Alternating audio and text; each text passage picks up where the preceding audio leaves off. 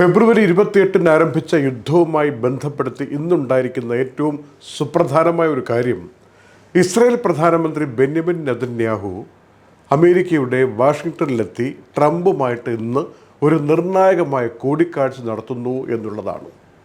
യുദ്ധം ഏത് രീതിയിൽ മുന്നോട്ടുകൊണ്ട് പോകണം, അതോ പെട്ടെന്ന് നിർത്തണമോ, നിർത്തുന്നെങ്കിൽ വെക്കേണ്ട വ്യവസ്ഥകൾ എന്തൊക്കെ, ഭാവിയിൽ എന്തൊക്കെ തീരുമാനങ്ങൾ കൊണ്ടുവരണം, ഇങ്ങനെയുള്ള കാര്യങ്ങൾ തീരുമാനിക്കാൻ വേണ്ടിയാണ് ഇന്നിപ്പോൾ അടിയന്തരമായിട്ട് രണ്ട് നേതാക്കളും കൂടിക്കാഴ്ച നടത്തുന്നത് എന്ന രൂപത്തിൽ ലോകം മുഴുവനും വാർത്തകൾ പ്രചരിക്കുന്നുണ്ട്.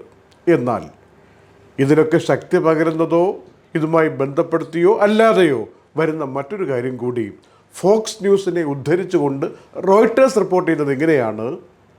അമേരിക്കയുടെ പ്രസിഡന്റ് ട്രംപ് പറയുന്നത്, ഇനിയൊരു ആക്രമണം ഇറാനുമേൽ ഉണ്ടായാൽ തന്നെ പാലങ്ങൾ ആക്രമിക്കില്ല, ഊർജ പ്ലാന്റുകളിലൊന്നും തൊടില്ല എന്ന മട്ടിൽ ട്രംപ് നിലപാടുകൾ മാറ്റി പറയാൻ തുടങ്ങിയിരിക്കുന്നു എന്നാണ് അദ്ദേഹത്തിൻ്റെ തന്നെ വാക്കുകൾ ഉദ്ധരിച്ചുകൊണ്ടുള്ള റിപ്പോർട്ടുകൾ സൂചിപ്പിക്കുന്നത്.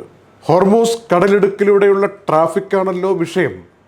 ഇക്കാര്യത്തിൽ ഇറാൻ എന്തു പറയുന്നു എന്നുള്ളതും വളരെ പ്രധാനമാണ്. ഇന്ന് ഇറാൻ്റെ ഭാഗത്തുനിന്ന് വന്നിരിക്കുന്ന ഏറ്റവും സുപ്രധാനമായ ഒരു അറിയിപ്പ് പോലെ വന്നിരിക്കുന്ന കാര്യം, ആരൊക്കെ ഹോർമൂസ് കടലിടുക്കിലൂടെ കപ്പലും കൊണ്ട് പോകണം എന്നത് തങ്ങൾ തീരുമാനിക്കും, എല്ലാവരെയും കടത്തിവിടില്ല എന്ന സ്ഥിരം നിലപാട് ആവർത്തിച്ച് വ്യക്തമാക്കുന്ന കാഴ്ചപ്പാടാണ് നമ്മൾ കണ്ടത്. ഇതിനിടയിൽ ഹോർമൂസ് കടലിടുക്കിലെ ട്രാഫിക്കുമായി ബന്ധപ്പെടുത്തി സ്വതന്ത്രമായ ഒരു നാവിഗേഷൻ അവിടെ ഉണ്ടാകണം എന്ന അർത്ഥത്തിൽ ഗൾഫ് രാജ്യങ്ങളിലെ വിദേശകാര്യ മന്ത്രിമാരെല്ലാം ഇന്നൊരു വീഡിയോ കോൺഫറൻസിങ്ങിലൂടെ മീറ്റിംഗ് നടത്തി എന്ന റിപ്പോർട്ട് വരികയാണ്. കൂട്ടത്തിൽ ഇറാനും ഒമാനും തമ്മിൽ ചില ചർച്ചകൾ നടത്തിയ കാര്യം നമുക്കറിയാവുന്നതാണ്. അതിൽ ഒമാൻ മുന്നോട്ട് വച്ചിരിക്കുന്ന ചില നിർദ്ദേശങ്ങളുണ്ട് ഇറാൻ്റെ മുന്നിലേക്ക്. അതിൻ്റെ മറുപടി ഇതുവരെ ആയിട്ടില്ല എന്നൊരു റിപ്പോർട്ടും സൂചനയായി വന്നിട്ടുണ്ട്. കഴിഞ്ഞ ദിവസങ്ങളിൽ നിന്നൊക്കെ വ്യത്യസ്തമായി UAEയുടെ എയർ ട്രാഫിക് മേഖലയിൽ ഇന്ന് വളരെ സജീവമായൊരു ദിവസമായിരുന്നു. അബുദാബി, ദുബായ്, ഷാർജ എയർപോർട്ടുകളിലൊക്കെ യാതൊരു തടസ്സവും കൂടാതെ ഫ്ലൈറ്റുകൾ പോയി. ഒരു ഡിലേ വന്നിട്ടില്ല എന്ന റിപ്പോർട്ട് കിട്ടുന്നു.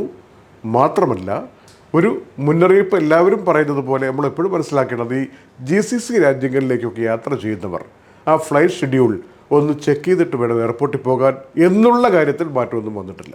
UAEയിലെ റീറ്റെയിൽ ഇന്ധനവില ഒരുപക്ഷെ ഒത്തുകിട്ടിയാൽ വീണ്ടും കുറഞ്ഞേക്കുമെന്നൊരു സൂചന വന്നിട്ടുണ്ട്. ഓഗസ്റ്റ് മാസത്തിൽ എത്രയായിരിക്കും പെട്രോൾ, ഡീസൽ എന്നതിനെക്കുറിച്ച് നാളെയോ മറ്റന്നാളോ കൃത്യമായിട്ട് നമുക്കറിയാമല്ലോ. അപ്പോൾ ജൂൺ മാസത്തിൽ ഉണ്ടായിരുന്നതിനേക്കാൾ ജൂലൈയിൽ കുറഞ്ഞു കിട്ടി. ഒരിക്കൽ കൂടി ഒരു കുറവിത തുടർച്ചയായി രണ്ടാം തവണയും വരാൻ പോകുന്നു എന്നൊരു സൂചന മാർക്കറ്റിലുണ്ട്. ജൂലൈയേക്കാൾ അല്പമെങ്കിലും കുറവായിരിക്കും ഓഗസ്റ്റിലേത് എന്ന് കണക്കൂട്ടപ്പെടുന്നു. ഉടൻ അറിയാം. UAEയുടെ കിഴക്കൻ മേഖലയിൽ ഇന്നും ചിലയിടങ്ങളിൽ മഴ കിട്ടി. അൽഫലാജ് ഏരിയയിലാണ് കൂടുതലായിട്ടെന്ന് ആലിപ്പഴ വർഷവും ശക്തമായ മഴയും പൊടിക്കാറ്റും ഉണ്ടായത് എന്ന് റിപ്പോർട്ടുകൾ പറയുന്നു. ചിലയിടങ്ങളിൽ യെല്ലോ അലർട്ടും ചിലയിടങ്ങളിൽ ഓറഞ്ച് അലർട്ടും ഇന്ന് രാത്രി വൈകുവോളവും തുടരും എന്നും കാലാവസ്ഥാ നിരീക്ഷണ കേന്ദ്രം അറിയിച്ചിട്ടുണ്ട്. Night updates supported by ELL Properties, Explore Education, Impulse Warehouse, Kalyan Jewelers, Lulu Supermarket, Hypermarket and Department Store, Fira Foods, Al Nasood Cargo, Gold Star Rent-A-Car, Dr. Rasina's Ayurvedic Clinic, Iron Gold and Diamonds, Choco World, Partha Signature Abu Shagara Sharjah, ABC Cargo and Courier, Hashim Hypermarket.